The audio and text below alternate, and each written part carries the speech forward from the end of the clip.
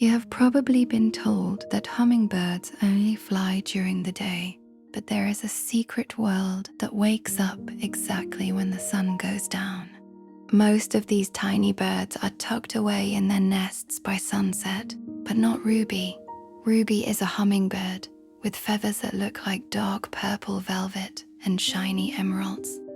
While every other bird is closing their eyes, Ruby is just getting her second wind. She doesn't care about the bright red hibiscus or the yellow sunflowers that everyone else fights over during the afternoon. She is waiting for something much more special. She's waiting for the midnight garden, a place that stays hidden under thick leaves and heavy shadows until the moon hits a very specific spot in the sky. If you stay tuned, I am going to tell you exactly what happens in that garden and why the dreams you had last night might actually be Ruby's fault. In a hidden valley, tucked between two jagged mountains, there is a patch of land that looks like a bunch of dead weeds during the day. If you walked past it at noon, you wouldn't even give it a second look. But as soon as the last bit of orange fades from the sky, something incredible happens. The ground starts to glow with a soft blue light. This is the Garden of Whispers. The flowers here don't need the sun to grow. They drink moonlight like it's a cold glass of water on a hot day. Ruby spends her whole day sleeping in a hollowed out willow tree just so she can be awake for this.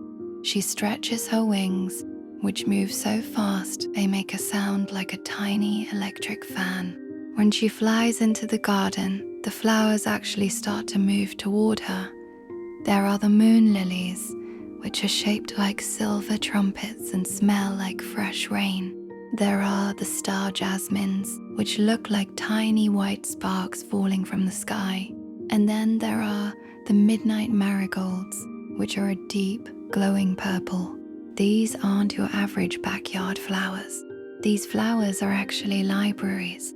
They don't just hold pollen, they hold stories. Every single thing that happened in the world during the day gets soaked up by these plants. They hear the laughter of kids at a birthday party, the sound of a puppy barking at a butterfly, and the quiet sighs of people reading books. They turn all those feelings into sweet, glowing nectar. But the stories can't stay in the garden. If they do, the flowers will get too heavy and wilt. They need someone to carry the stories out into the world. They need a messenger. One Tuesday night, Ruby arrived at the garden and noticed something was wrong. Usually, the garden is noisy with the sound of flowers humming and petals rustling. But tonight, it was dead quiet. The moon lilies were drooping, and their silver glow was fading into a dull grey. Ruby flew over to the oldest flower in the garden, a massive night-blooming cereus named Barnaby. Barnaby usually had the best stories of all, tales of ancient kings and flying whales. But today, he looked tired. The problem was the wind. For 3 days, a harsh, cold wind had been blowing from the north. This wind was so loud and so shaky that it was blowing the stories right out of the flowers before they could turn into nectar. The stories were shattering into pieces. Instead of a story about a brave knight, there was just a fragment of a sword. Instead of a dream about a giant cake, there was just a puff of flour. If Ruby couldn't find a way to protect the flowers and collect the nectar, kids all over the world would have empty heads when they went to sleep. They would wake up feeling grumpy and tired because their brains didn't get to play in their sleep. Ruby knew she had to act fast. She couldn't stop the wind. She was only the size of a thumb after all, but she was fast. She realized she didn't have to wait for the flowers to offer the nectar. She had to help them produce it faster. She began to fly in a giant circle around the garden, using the speed of her wings to create a counter breeze. It was like she was building an invisible wall of air to shield the delicate petals from the cold northern blast. As Ruby buzzed around, her heart beating over 1,000 times a minute, the flowers began to perk up. Protected by Ruby's wing wall, the moon lilies started to glow again. They began to whisper their stories.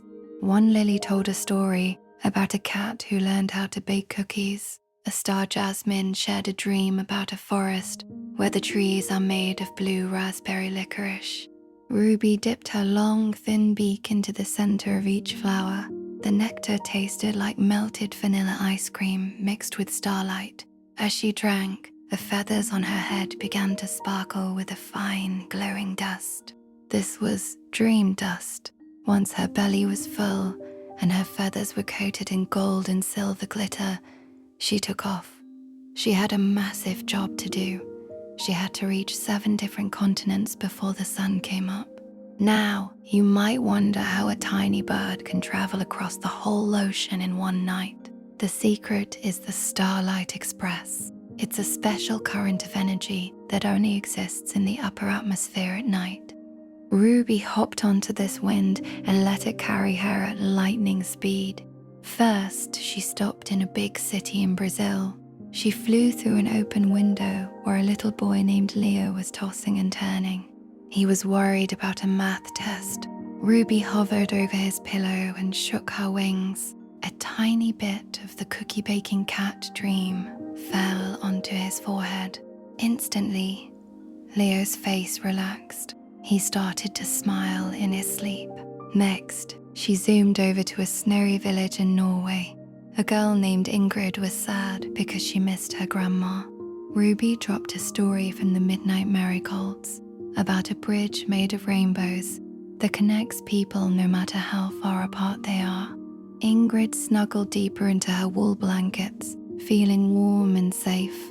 Ruby kept going. She visited a farm in Australia, a high-rise in Tokyo, and a small tent in the Sahara Desert.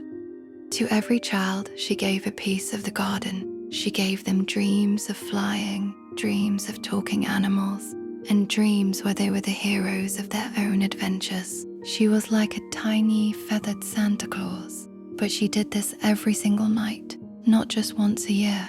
By the time Ruby reached the last house on her list, the sky was starting to turn a pale, dusty pink. The sun was coming, and the sun is the one thing a night-blooming hummingbird cannot touch. If the sunlight hits her feathers while they are still coated in dream dust, she might turn into a regular bird and forget all about the magical garden. She had one last drop of nectar left. She found a small house with a red door where a baby was crying. The baby's parents were exhausted, trying everything to get her to sleep. Ruby dived through the gap in the window and did a triple loop in the air, releasing the very last of the starlight. The baby stopped crying mid-breath, blinked her eyes, and fell into a deep, peaceful slumber. Ruby didn't wait a second longer. She shot back toward her hidden valley. Her wings were aching. Her tiny muscles felt like lead, but she could see the willow tree in the distance. Just as the first bright yellow ray of the sun peeked over the mountain, Ruby tucked her wings and dove into the dark, cool hollow of her tree. She was safe.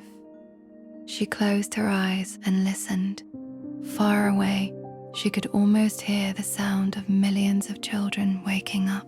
They were stretching their arms, rubbing their eyes, and telling their parents about the amazing, weird, and beautiful dreams they had. They didn't know a tiny purple bird was the reason for their happiness, and Ruby didn't need them to know. She just puffed out her feathers, thought about the sweet taste of moon lily nectar, and fell fast asleep, waiting for the moon to come back.